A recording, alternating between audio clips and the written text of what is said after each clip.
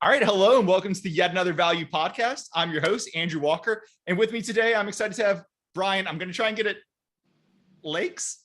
Oh, I'm so bad at pronouncing. We only practiced about 10 seconds ago. But Brian's a portfolio manager and partner at Old West Investment Management. Brian, how's it going? Going very well. Thanks for having me. Hey, thanks for coming on. Let me start this podcast the way I do every podcast. First, just a quick disclaimer to all of our guests. Nothing we talk about on this podcast is investing advice. We're going to talk commodities. We're going to talk some smaller cap developmental uranium plays. All of those come with with a little bit of increased risk. So everybody just go consult a financial advisor. Nothing on here is investment advice. I think Brian and I might have positions in stocks we talk about today. And the second way I start this podcast is with a pitch for you, my guest. You know, you work at Old West with Joe Boscovich, who came on and pitched. It was Thunderbird Entertainment a little bit ago, but that was a really great pitch. No, it wasn't Thunderbird. Wildbrain. I think it was Wildbrain. I always think Thunderbird and Wildbrain because there's the two Canadian, but that was a great pitch. People still talk about it, but I got interested in uranium a few weeks ago. I started reaching out to people who might be sharp. You and I got connected, and I was just blown away by your degree of knowledge and kind of the history of the space and the different plays on it. So uranium got real popular this week because I'll link to it in the show notes, but our friend Harris Kupperman put out a thing that said this could be Bitcoin in the summer of 2020 part two. I had already talked to you. I kind of knew some of the stuff and I was like, our listeners would love to hear Brian talk about it. So I'll get out of my own way here and I'll just turn it over to you. You know, what is going on in the uranium market right now? Yeah, well, your timing couldn't be better. I mean, if you had talked to us 3 weeks ago, the sector was kind of washed out. It was a very slow period for the summer. Stocks were down a little bit. Not a lot of interest. Sentiment was kind of poor, but the fundamentals have always been strong underneath, and so it just took a little something to bring people back and to respark that interest. And I think as we talked about on our call, the Sprott fund that has been buying in the open market has really kind of lit a fire, not under just the uranium price itself, but also you've seen the equities go up in sympathy. Yeah, that's great. So we'll talk the Sprott fund. That's the Sprott. It's Sprott Uranium Actively Managed ETF. It actually trades physical uranium trust. Yeah. And we can talk that in a second because I think that's a very sexy story that kind of could add some fuel to the fire and create more short-term dynamics. But I know you specifically in Old West in general has been playing uranium for a long time, and you guys think the thesis is more than just kind of a one-time squeeze or something. Sure. So I guess if you could just kind of zoom out and talk to us about the uranium cycle and what got you guys so excited in this. Yeah, so uranium is the fuel for nuclear power. And, it's been in the whole industry's been in a very long downturn since 2011.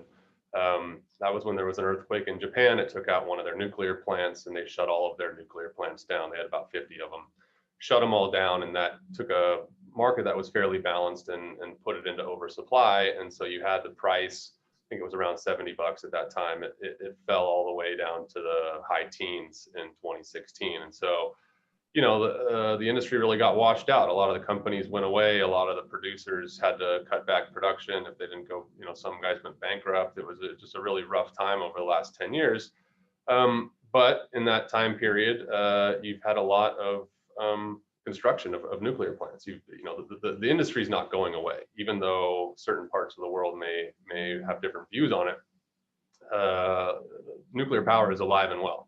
And they're still building a lot of these plants in the developing world, in the emerging markets. And so the demand is still there, but the 10-year downturn really did a number on supply. And so I think that was what got us interested, was knowing that, if that dynamic continued where you had demand going up but supply going down, eventually you're going to get to a tipping point where there's a shortage that developed. And given where the price level was, there was not enough incentive for new supply to come online. So when we got involved, our just general thesis was the price has to rise to give an incentive for new supply to come online. I mean, it's actually a pretty simple bull case when you zoom out.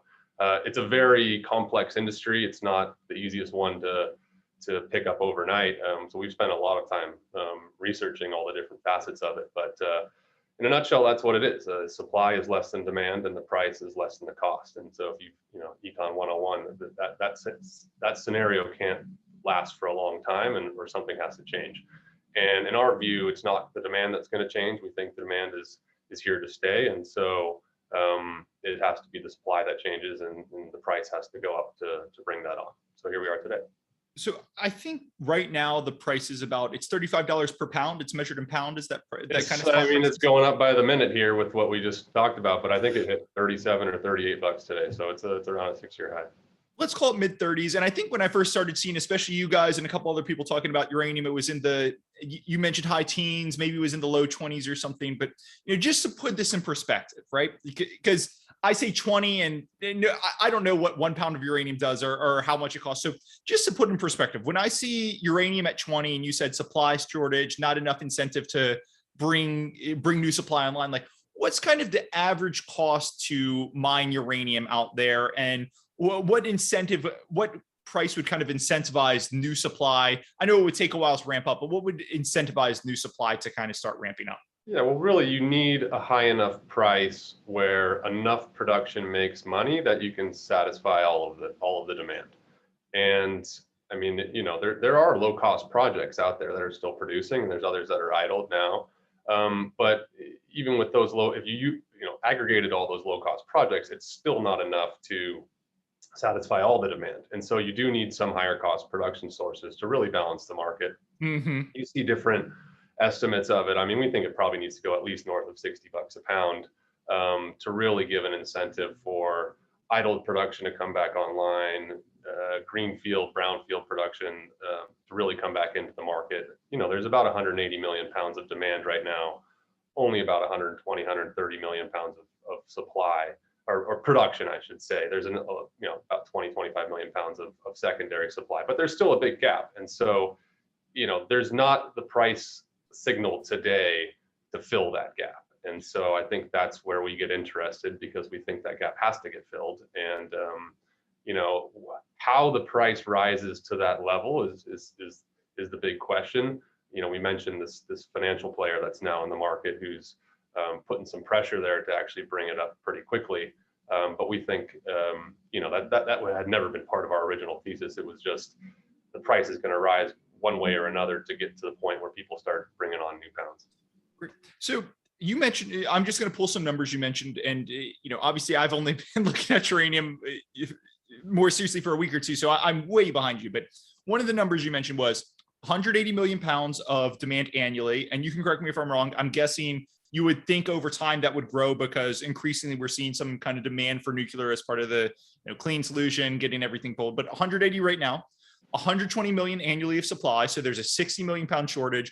You said there's kind of 20 or 25 million of uranium stored in bunkers or something somewhere that can come out. Yeah, but secondary supply that kind of comes out is a little technical, but there's some extra supply that comes out. But so there's probably a 20 or 30 million pound gap today. And that's being satisfied by inventories or, they're basically drawing down inventories.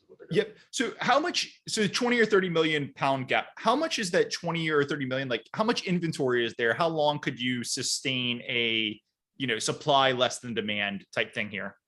Well, that's the big question. And the inventory picture globally it's difficult to get a true number on, because a lot of it's in government stockpiles. It's in Russia, it's in China, the US. You can view the inventories of the utilities in the US and in Europe. They put out numbers that talk about what they have. And then, they do have inventories. I mean, I think the interesting thing about this industry is they don't operate it in a just-in-time manner. I mean, usually they have a few years of inventory on hand, and it's because it's not like coal where you just dig it out of the ground and light it on fire. I mean, there's a really lengthy processing, a number of steps once it comes out of the mine to get it ready to go into the nuclear plant. And that takes about, anywhere from 1 to 2 years. So the utilities like to have some inventory on hand. It's been drawing down to levels that get them, starting to think a little bit more about, hey, we should probably refill the hopper. So I think, in general, it's around 2 or 3 years, which, is kind of historically around the time when they say, hey, let's look to go do some shopping. And the last few years have been interesting, or at least maybe the last 5 years.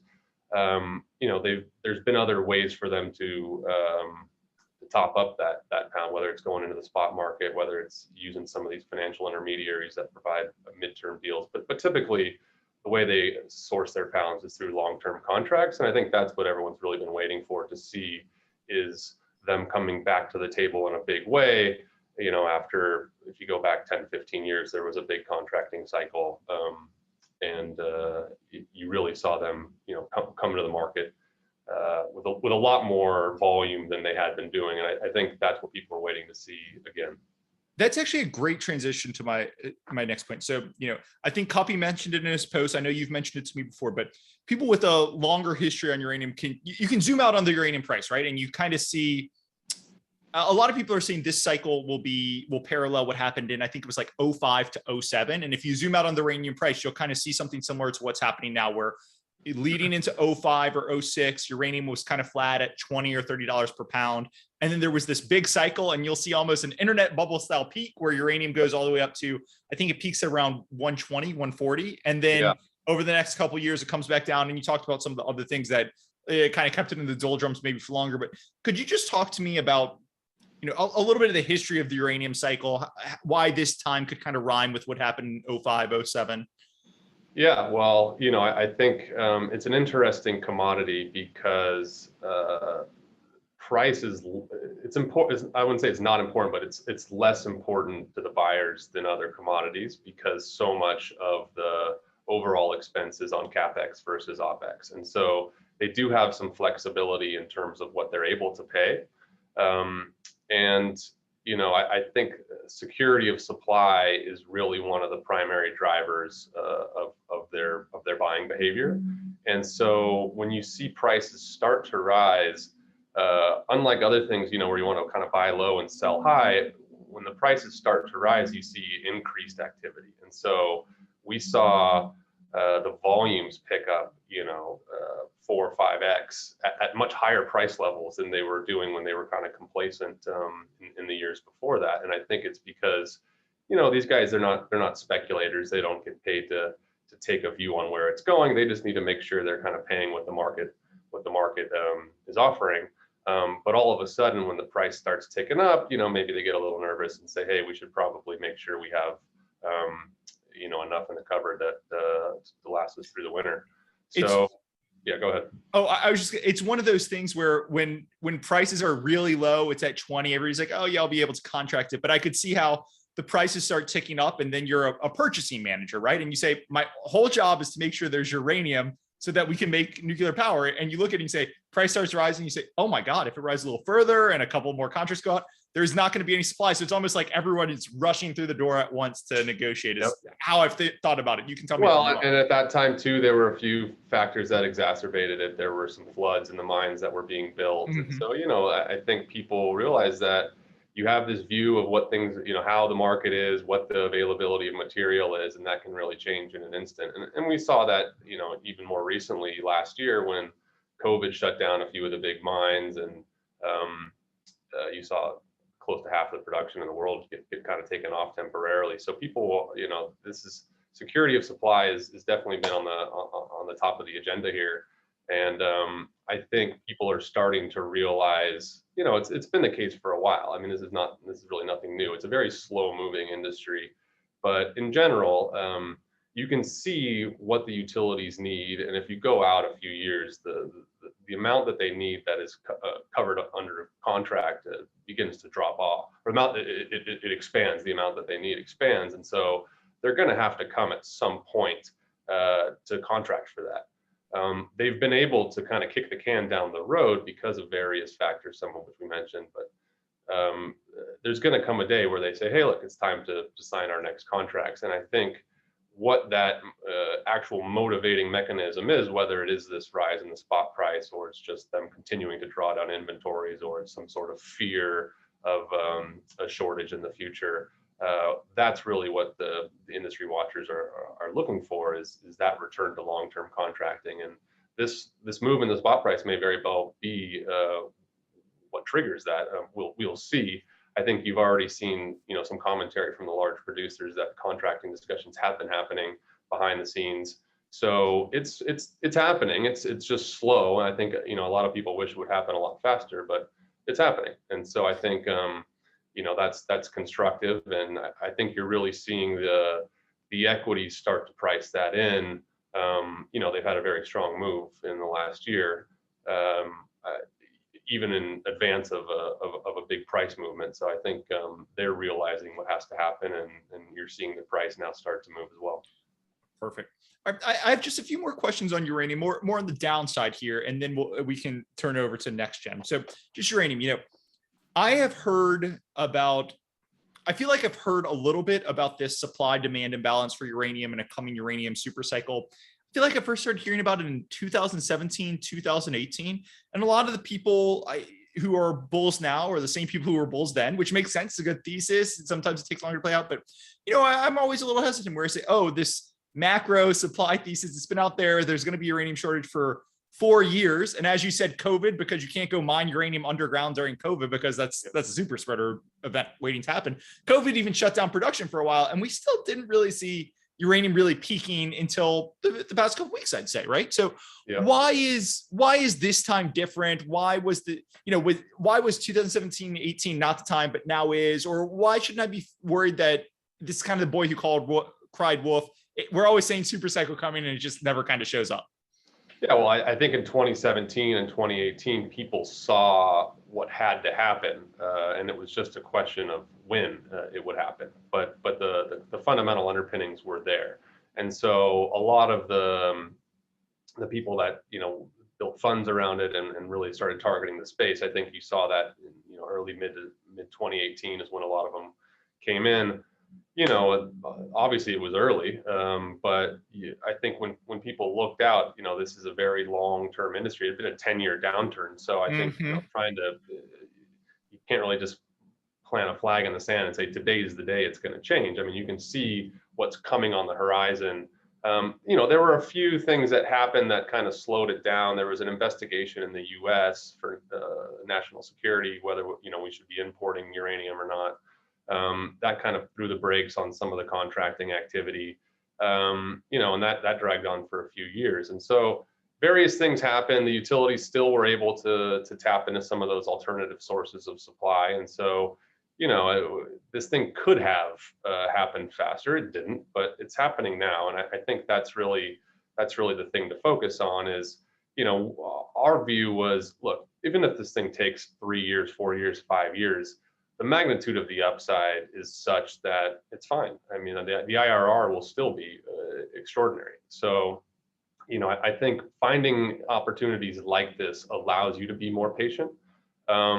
And so, yeah, I mean, and also, I guess the benefit was, when we raised the fund, we didn't, we knew that we weren't necessarily going to call the bottom, that there might still be time left. And so we didn't, raise a bunch and then launch. We kind of seeded it with a very small amount and then raised over time, which turned out to be the right strategy because the equities, continued to fall in 2018 and 2019 to some degree.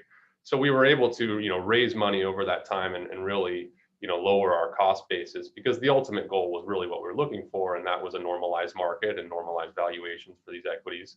But so, yeah, I think most of the people that, are invested in the space, they probably were early to it. Look, I don't know. Some guys may have had good timing. Like you said, you came to it 3 weeks ago. That was pretty good timing. I mean, well, I wish I had bought a heck of a lot more because, I take time to do work and I barely bought any. So, and it's incredibly volatile. And I'm sure, you're going to have periods where the stocks go down again too. And nothing moves in a straight line. And so, everyone always says, did we miss it? Did we not miss it? I think if you kind of ground yourself in what these things should be valued at in a variety of pricing scenarios, I don't think we've missed anything. I mean, the price is still well below it in incentive pricing and where it needs to go. And if you think that it eventually gets there, well, then these things still have a tremendous upside. And so we still have very large core positions in a lot of the sector. Let me ask the second bear case that I've been thinking about. And, this is just me as I'm coming to an industry thinking, but I look at this and we're going to talk about Nexgen. There are a couple other developers I've started to research and all of them say, hey, they've got the same thesis that you're kind of laying out, right? There's going to be a shortage of supply if you look at the demand, and we're going to bring on a mine that's going to be lower cost than average. Nexgen, probably a lot lower cost than average if it works out. But, all these guys saying, we've got low cost supply. We're going to build this mine out.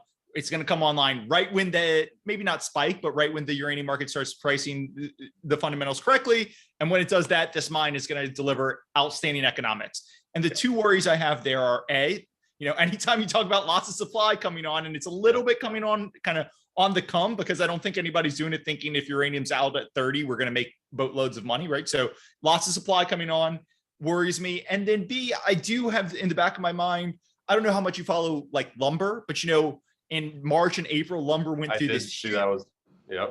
It went through this huge spike, and everybody said it takes 10 years to grow a tree, right? So this spike, there's nothing you can do. That was a shortage of mills, right? It wasn't necessarily a shortage of trees, or maybe it was both. I didn't follow that closely, but I remember seeing that it was a pretty crazy spike. So yeah. But a lot of it, it spiked up, and people were saying, yeah, maybe some of it comes off, but we're in a sustainably higher place because of all these dynamics. And exactly what you're saying, mills came online, people started really rejiggering supply chains and stuff, and lumber's kind of back at the 10-year average now. So my two questions, I understand they're complicated questions, but what do you worry about all the supply coming on? And when we start talking spike, why do you worry that supply plus a little bit of bullishness doesn't just result in the prices never really go to where you think they need to go? Yeah, I think we're less worried about supply, a flood of supply, than we are about something damaging the demand side. I think, this is a supply demand scenario, or a supply demand thesis. One side or the other of it has to give in order for the bear case to play out. I think, yes, there is supply that can come on at higher prices, I think, but we need higher prices for it to come on. And so I think, that is going to be something that does happen. It's not like if the price were to go to, 80 tomorrow, that they're not going to start building these things. I think that's different. A lot of people think, oh, there's no uranium. There's plenty of uranium out there. It's just what price does it need to get dug out of the ground?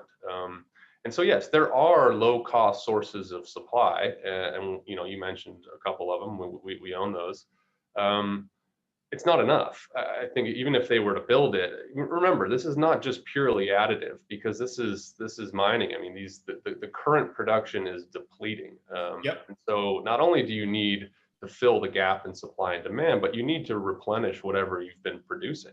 So, the 120 or 130 million pounds we talked about, that's stuff that's being dug out of the ground, and that's no longer available. And so, these mines don't live forever. They have finite lives. And I think you really need to see a lot of money being spent to do more exploration, to prolong the lives, to find new deposits. And then you need the right price environment for that to happen. So a lot of people say, oh my gosh, well, if the price goes to 80, so many of these projects are viable. Well, great. If the price goes to 80, the valuations on these things will probably change because the price is $35 or $38 today. So I think, we don't really view a flood of supply as a big bear case. It's definitely going to, temper the rise. Obviously, when some of the idled mines get announced that they're coming back online, we'll see what the market reaction to that is. But we're going to need all this material. If you look at really the forecast for demand, I think, it's easy to kind of just really be narrowly focused on this year or next year. But I mean, we take a 10, 20-year view at this thing, and there's going to be a lot of uranium that's needed. I think they're going to need all of the low-cost sources of supply, and probably some of the higher-cost sources of supply too. So it's not really a supply that we worry about. It's more something like a Fukushima, where depending on where it happens, how severe it is, what is the response to it. I mean, that's something that really is, I think, the bigger bear case. One of my friends said, he's a uranium bull as well, and I think one of the things he said was, we need no Fukushima, and we need there not to be a Chernobyl 2, that series on HBO, because he said, I wonder if that a little bit tamped down some of the enthusiasm for nuclear, just because people watch that and policymakers watch that and we're like, no, we're not going nuclear again. Well, and thankfully, a lot of the growth in the industry is happening in places that aren't as affected by public opinion, I think, to put it mildly. So yes, and look, to be fair, Chernobyl was an old design. I don't really want to go down that road, but there's a lot of reasons why. I mean, look, you can really count on one hand the things that have happened in this industry. I think it's actually an incredible safety record if you really look at it, for the amount of electricity that's been generated. So, in our view, it's one of the safest forms. And I think a lot of people are realizing that as this whole push towards climate awareness and mitigating climate change causes people to revisit some of these technologies, and realizing that a lot of the sort of stigma of the past 40 years might not be appropriate, and that these are actually really valuable tools to deal with those issues. And I think certain areas are further ahead than others, and we don't necessarily need to see a renaissance happen in some of the areas or some of the places that have more negative views. But you're starting to see sentiment change, and I think that's just extra. I mean, for us, I think just given the current demand and you see a deficit. I think with the forecasted increase, I mean, it's just going to grow, and you're really going to need to see higher prices for that to even be to be chiseled away at all. You mentioned idle facilities before, so some idle uranium mines and everything. I call them mothballed, idle, whatever you want to call them. What price would uranium need to hit for some of those facilities to kind of start coming back online? And how long would it take to get a mothballed or idle facility to come back online?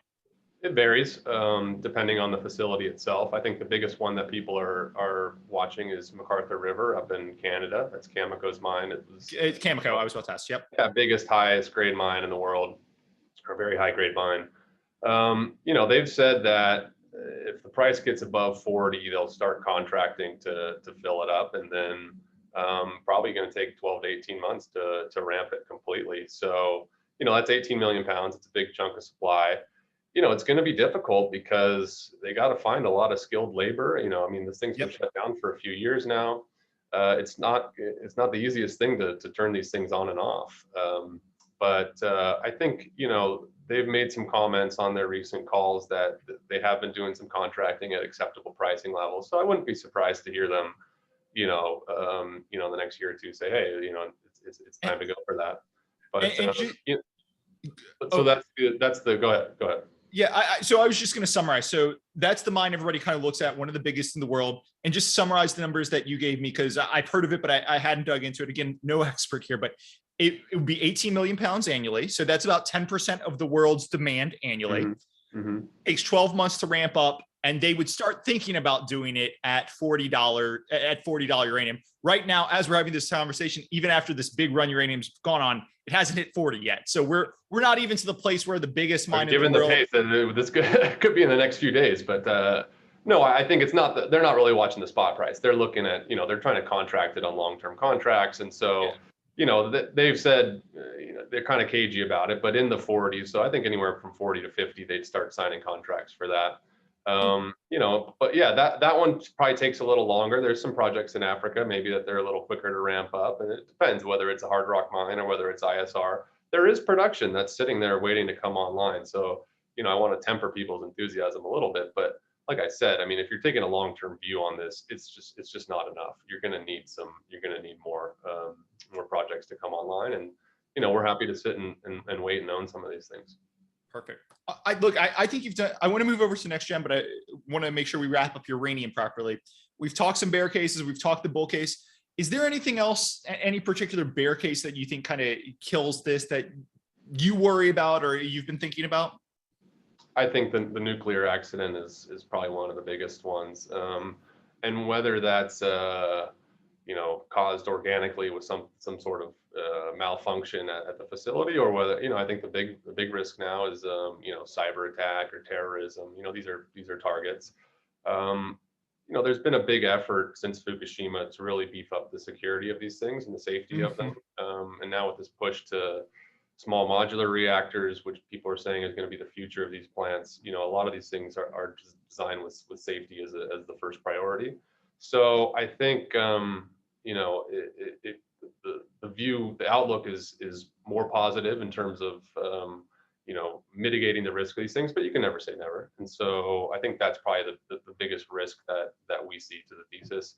And then, like I said, I mean, it doesn't necessarily it won't necessarily derail the whole thing. What will matter is, where is it? How severe is it? What's the response? Do people shut down all the nuclear plants? Do they stop building them? I mean, that's, so we'd have to see if that were to happen. But, I think, even though Japan shut down all of their reactors, I mean, the rest of the industry still continued to operate. Some other countries followed suit, but in general, we saw it just kind of keep going along.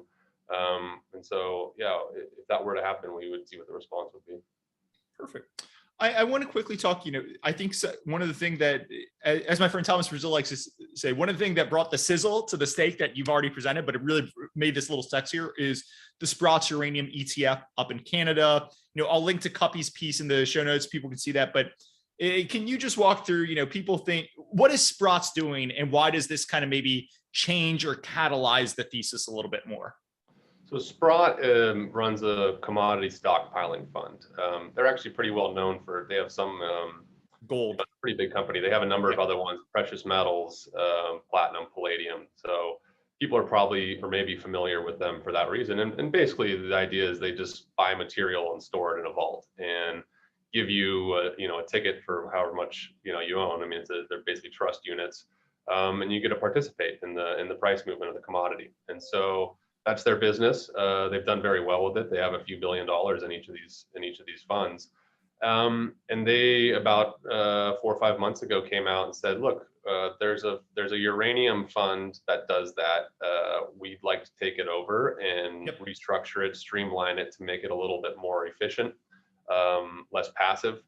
And you're really seeing the effect of that just in the last few weeks. So the deal finalized in mid-July, and then they put in a at-the-market financing, an ATM, which just went live about 2 weeks ago, a little over 2 weeks ago, and it's already had a huge impact. And I think the main difference is the previous iteration had a corporate structure. They had to wait until there was a really big premium, then they would go out and raise a big chunk of money, and I mean it was kind of clunky the way that they were operating. And the guy and the company that was managing it was a uranium development company, so I'm sure it was their highest priority. But anyways, Sprott took it over and said, look, we can run this thing better. If we put the ATM in place, we can really raise small amounts of money on a daily basis and just be interacting with the physical spot market much more frequently. And I think you've really seen the impact there, because the spot market is not very it's very thinly traded. It's not very liquid. And so the money that has flown in, the money that has come in has turned around and been buying pounds. I mean, I think they've already bought close to 4 million pounds. You've really seen the spot price respond to that. And so it's gone from, 30, 31 bucks to, I probably should look at it right now. I mean, it was 38 earlier today. And, it just seems to tick up every day, and just highlights the very illiquid nature of the physical market. It's almost going to be difficult for them to put all this cash to work. I think you mentioned that article that came out. I mean, there is a real chance of a positive feedback loop here, where people just flood into this thing, and the physical market just can't accommodate that. And that article, it related it to what happened with the grayscale Bitcoin ETF, where it didn't corner the market, but it kind of was buying Bitcoins and then it was permanently retiring them. And I'll just make this, you're the one who told this to me, so I'll give you full credit for explaining it to me. But what I was worried about when I saw, it's an ETF that's buying a commodity, I was worried about something like what happened with US oil last year, where they're buying spot and they end up having to take delivery and they can't, and things go wonky or something. Yeah. And you tell me if I'm wrong, but what Sprott's is actually doing is they're buying uranium and they're actually taking delivery. They're stashing it in a vault or something somewhere. So you don't have something where they're speculating on spot. They are literally buying it. And that's why it's so similar to GBTC, where they're buying stuff and taking the supply out of the market. No, and the real interesting thing is that they're price insensitive. I mean, if their trust trades at a premium, they're gonna issue units and they're gonna go buy it, at whatever the prevailing price is. You've already seen the market react. In one way, is people have been raising their asking price. I think they realize that they'll pay whatever the market has to bear, and so I think that's why you've really seen the spot price just tick up steadily, and the amount of money it's been flowing in. I mean, I guess it's still small from an overall kind of investment perspective, but for this market, it's actually quite large. And they've been having some trouble spending it all. I think even today, I mean, people were marveling about the volume yesterday, and I think they surpassed that in a few hours today. So we'll see. I think the other good thing about it is they report daily what they're doing, whereas the previous iteration would do it kind of on a monthly basis. So you didn't really have the transparency. You do now. And I think strength begets strength. I mean, people are seeing this. You're seeing a lot more eyes on it. People are kind of waking up. Whoa, what's going on over here? You've seen, a few big generalists that have big followings have been talking about it. So that's great for us because we've always felt that the fundamentals were not the issue here. It was always just a lack of awareness. And so anything that really brings awareness to the fundamental setup, I think is good for the valuation of the equities. And yeah, this was not really necessary for this to happen. I mean, I think, the fire had already really been lit. That was the fundamental setup. This is just gasoline that's being poured on it. And it remains to be seen how much more is going to happen. A lot of people were waiting for a U.S. listing, thinking that would, be the thing that really triggered this. But it's listed only in Canada, and it's still just pulling in money hand over fist. And so it's pretty interesting. I mean, this has been a pretty remarkable run over the last couple of weeks. How much they've raised and how much physical they've bought doesn't really seem to be letting up. I guess my one question, and I don't know the answer to this, but they buy, however, at some point maybe they've squeezed the market and there's like no physical uranium left for them to buy, or they've got 80 million pounds stashed in vault somewhere. Like, what's kind of the end game? Are they just going to keep 80 million pounds of uranium stored in a vault, or just what's the end game for that fund is kind of a weird question to think about. Well, their goal is just to grow as big as possible and give people the chance to participate in it. I think they don't really have a redemption mechanism. Excuse me, they manage their cash and pay expenses. So I think it's just to be a stockpile and grow as big as possible. They earn fees on the net asset value. So they do well by either buying more material or having the material be worth more. And so I think it's just the plan is just to grow and to give people the ability to participate. The uranium market doesn't have a very active futures market. It's not like other commodities where you can kind of go, you can't really take delivery of it, right? I mean, you can set up an account at one of the converters if you want to have your own storage, but that's kind of a specialist thing. Not a lot of people do that. And that's actually one of the target audiences for this vehicle is for people, like family offices that might want to buy a million pounds of uranium rather than, go store it and go through all the hoops of getting a contract to store it. Just do it through this and you get the price appreciation. There is the wrinkle that you can't redeem it for physical. And so I think that's going to be one of the topics that comes up when they do go for this U.S. listing, because their precious metals funds do allow that. If you want gold coins, they can, send an armored car to wherever your secret hiding place is. But, for uranium, it doesn't work the same way. It would be funny if I called him and said, yeah, I own 3 shares. I'd like you to deliver my uranium, please. I guess they could bring it with a little spoon, but it doesn't. So that's a good thing, because I think people were worried that, when it trades at a premium, they're going to issue shares and buy physical. But if it trades at a discount, they're going to, dump physical into the market and buy back shares to bring it back to NAV. That's not the case. They'll just let it sit at a discount, which I think makes the timing of this important, as they see that the cycle has really begun to turn. And so this would be an interesting experiment, 5 years ago, if the price was still falling, because it might just sit at a persistent discount. But now it seems like, people are kind of excited about it. It coincides with a lot of the enthusiasm for the uranium, just the overall uranium case. And so you have this really perfect storm of all these factors coming together.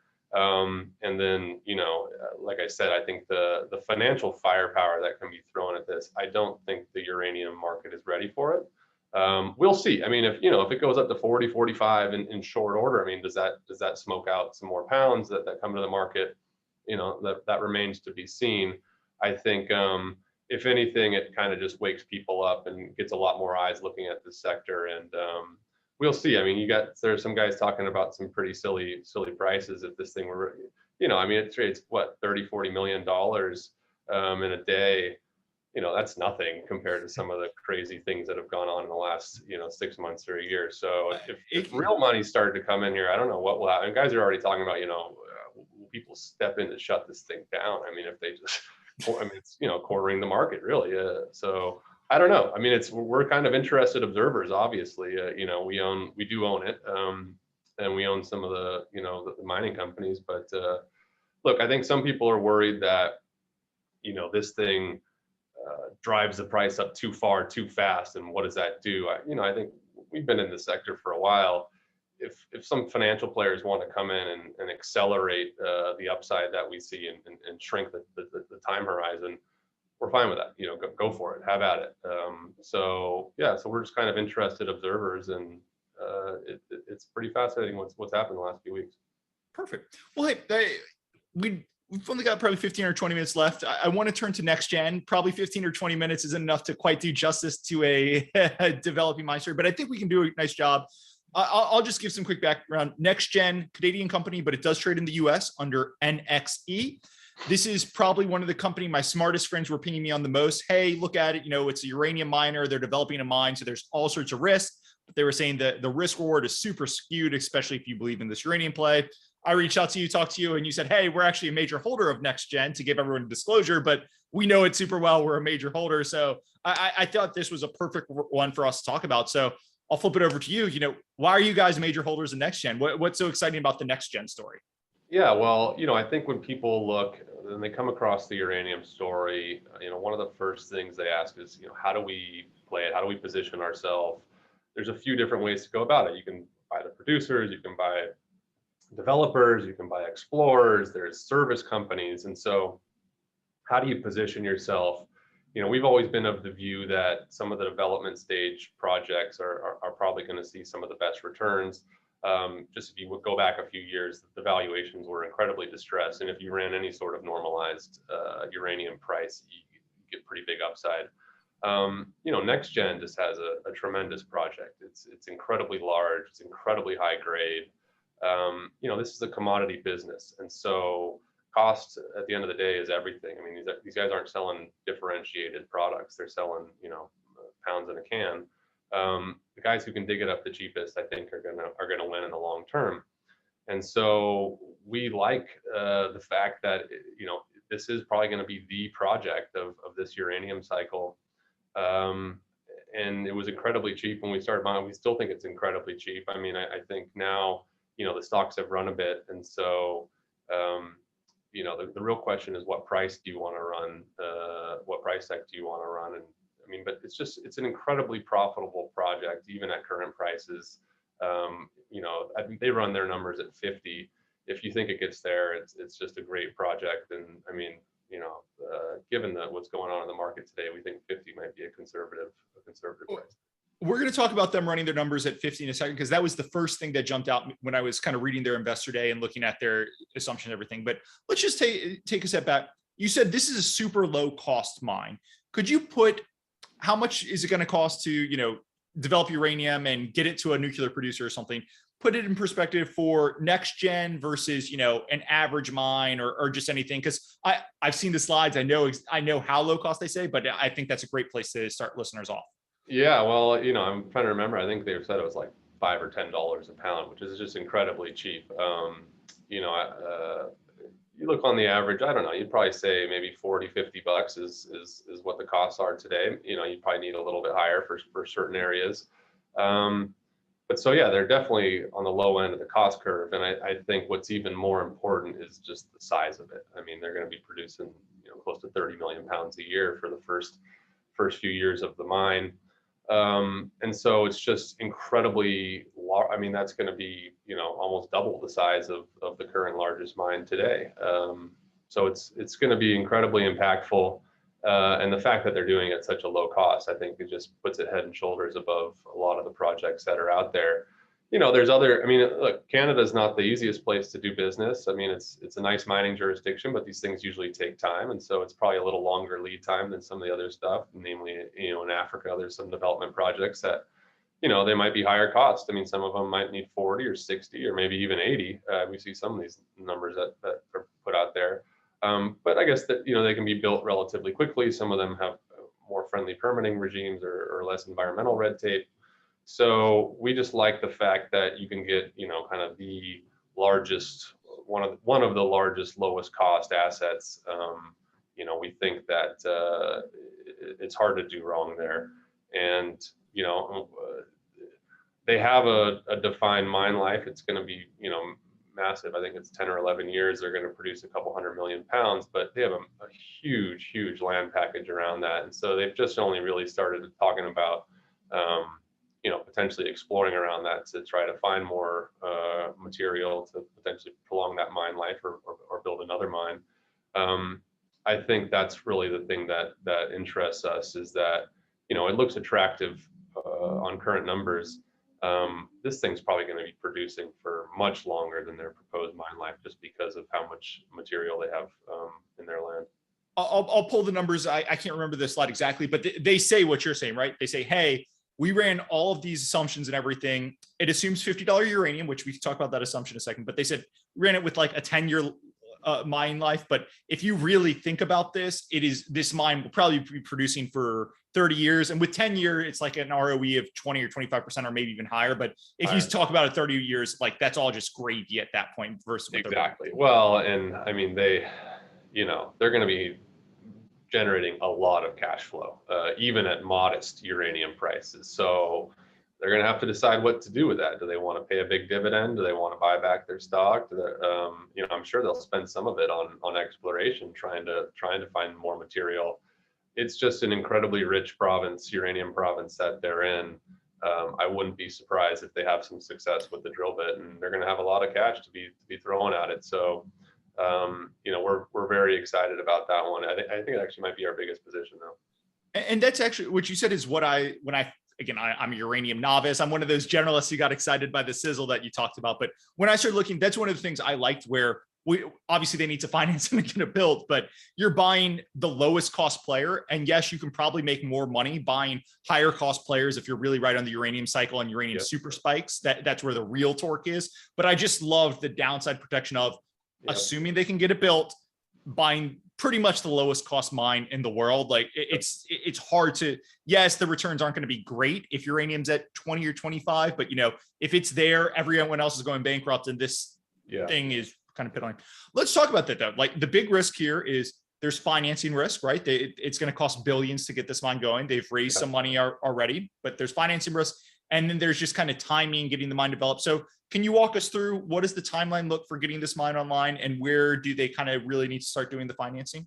Yeah, well, I mean, the financing, the good thing about having such a high grade mine and such a large mine is that, it's only going to be about a year or two of cash flow to pay for the whole thing, right? So they'll probably be able to use a large debt component. I think a lot of people, a lot of times are worried about big CapEx numbers, and big dilution to get into production, but that's not necessarily going to be the case here. I think they could probably project finance the majority of it, and the margins are so high. I mean, they can pay down that debt fairly quickly.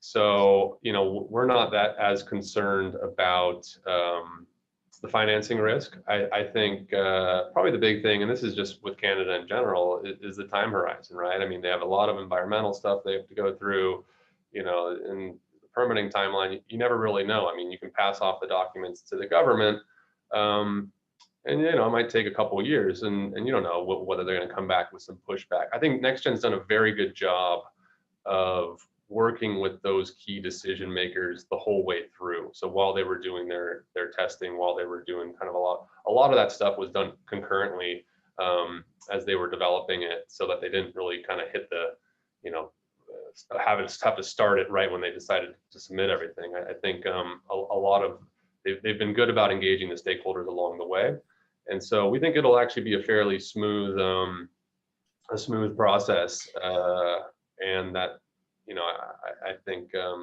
it's going to be one of the province itself will be happy to get this thing up and running, because it's going to generate a lot of obviously cash in terms of royalties for the government, but also it's just going to provide a lot of jobs. It's going to be good for the local population. So we don't really expect too many problems in the development.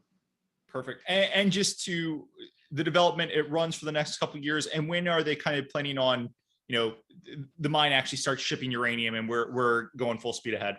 Oh, well, that's the good question, right? Everyone's going to have a different take on that, but they seem to think if they get their docs submitted kind of end of this year, early next year, and then it starts the permitting clock, that's a couple years. So you can kind of do the math on that. I mean, we're always a little conservative. I think these things tend to, hit delays. I don't think we're really expecting it to, you know, we're fine if it takes, 3 years. I mean, there's a construction time period as well. It probably takes a year or two to build the thing. So, it's going to be about 4 or 5 years, but for us, that's fine because I think we will probably be in a very different uranium price environment by the time this thing starts producing. And I think the real interesting thing will be, when do they start the contracting discussions?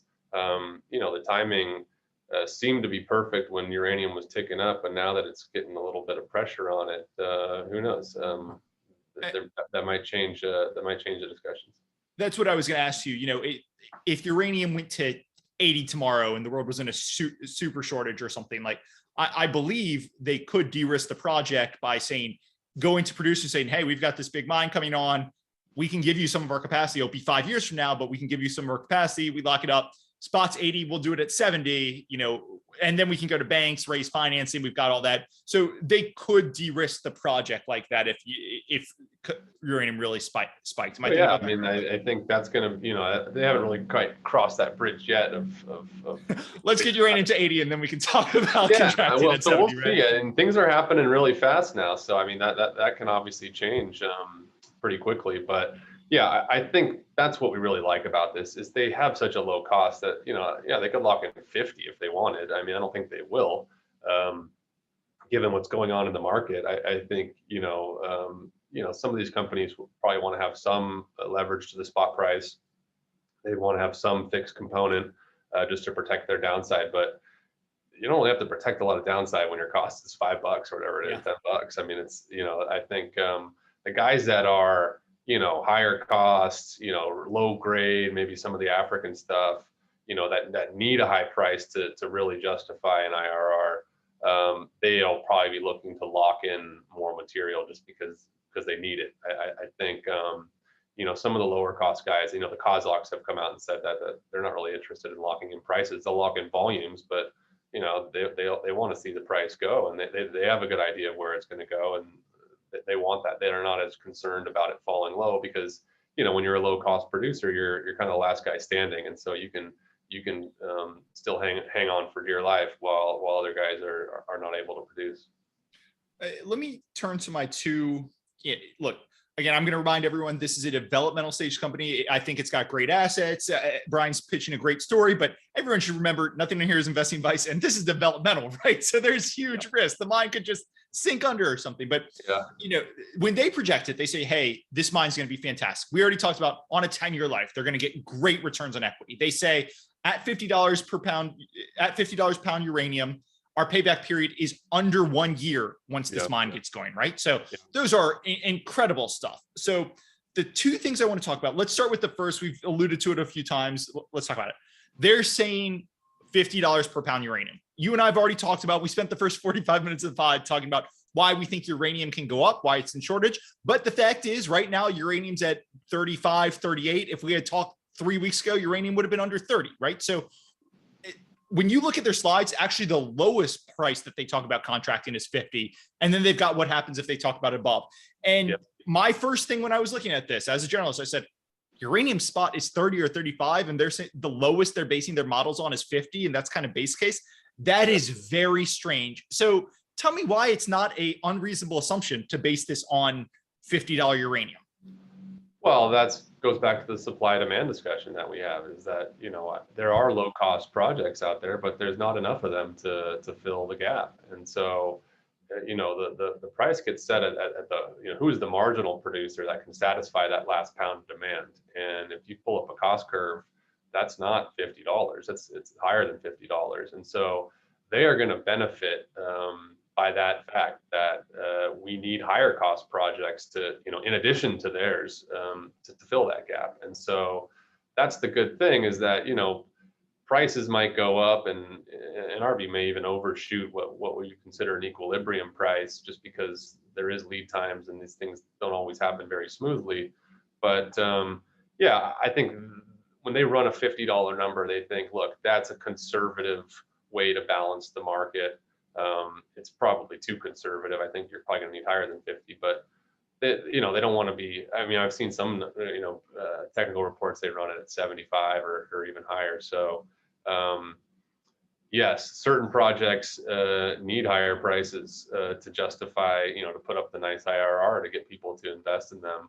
But, you know, this just says, hey, we can make a good buck at $50.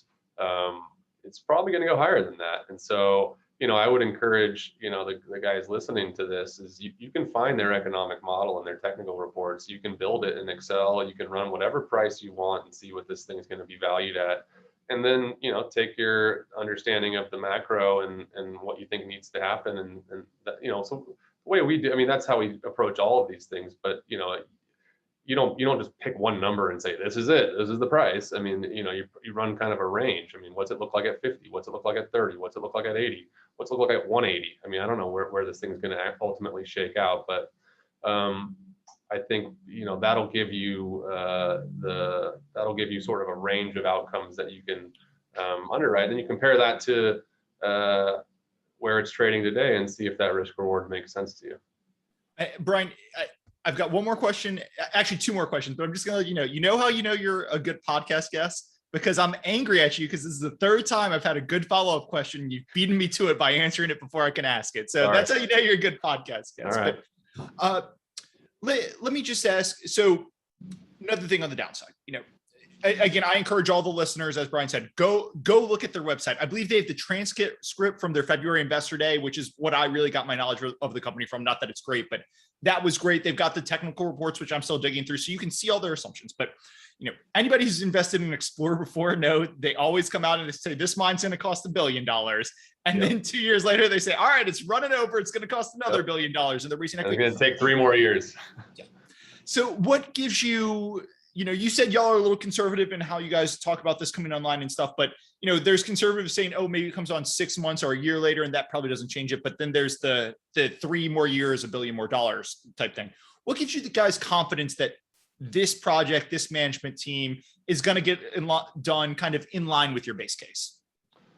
Well, one, I think the geology is helpful there. You know, parts of that region are kind of, you know, swampy or, you know, waterlogged, or I mean, some of the projects are underwater. This one's actually just hosted in the crystalline basement rock, so it's good. It's a pretty straightforward mine design. It's small. I mean, it's not like a very large earth moving operation because it's so high grade. And so I think that's not going to be the big challenge. But you know, going back to the whole modeling thing, I think a lot of people will go into those technical reports, pull the economic analysis, and just, you know, rebuild it and run the price deck. Hey, if you want, you know, bump up the costs a little bit, bump up the capex. You know, if you can really play with a lot of the numbers. I mean, you know, they put out their feasibility study earlier this year. That's a pretty advanced document. That's, you know, potentially what they take to the bank. So you can pull whatever lever you want. You know, run the timing on it, run whatever debt levels you want to put on it. But yeah, I think that it's a fairly straightforward mining project. It's very small. You know, it's not like a big, you know, open pit copper mine in the Andes. I mean, this is just a tiny little earth moving operation. So, you know, I think the bigger concern is, you know, do they hit permitting snags? You know, is there, you know, some problem with the local population? You know, that kind of stuff. And so, you know, I think once they get the green light to actually build this thing, it's probably going to be pretty straightforward. And last question, and then I'll let you wrap it up with final thoughts. When you run the numbers, you know, we talked about they pitch $50 as the uranium base case. Let's just use 50 as a nice round number.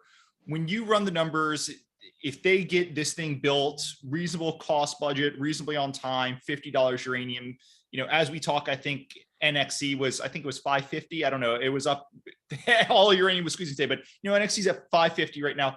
What is the kind of base case upside if all of this plays out as we've talked about, as they're laying out? Well, I mean, you can look at the numbers they give. They use an 8% NPV. I think it's around 3.5 billion Canadian, which is kind of where it's trading today. I mean, so you've seen a lot of the prices run up, but so the real question is, do you only want to give them credit for getting $50, and do you only want to give them credit for an 11-year mine life? If you believe the price is going to be higher than that, or they're able to, you know, find some more material in their massive land package, then you might want to, you know, tweak that a little bit. And if you run it at 80, I mean, obviously it's much higher. we don't want to give our exact price target out because we have a big position. So, if it gets near there, we might be we scale into these projects, we'll probably start scaling out of them. But like I said, it's a pretty straightforward exercise. Anyone that's run a DCF, I mean, if this is a value podcast, I'm sure the listeners are probably familiar with that. Run it yourself to see what you find. We've done that, and we're very happy with owning it today at today's price. Cool.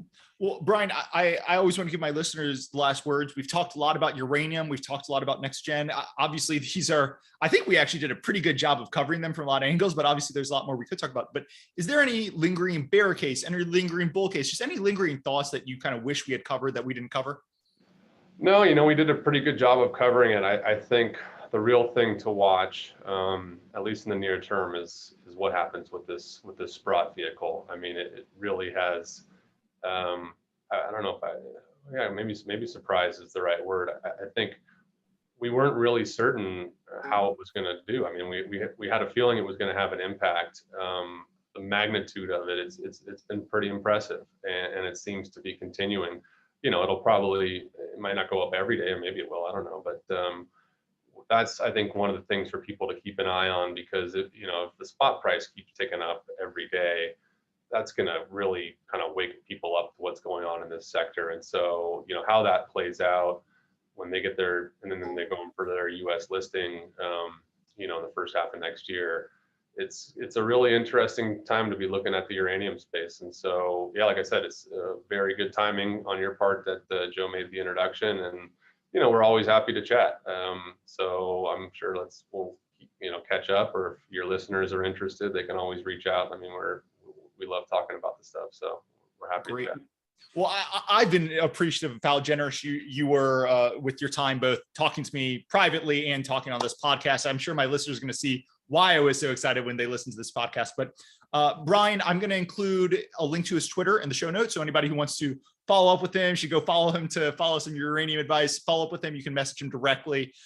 Brian, this was fantastic. Thank you so much for coming on and talking an emergency uranium podcast on the Friday before Labor Day. So I really appreciate it, and have a great Labor Day, man. All right. Thanks, Andrew. You too.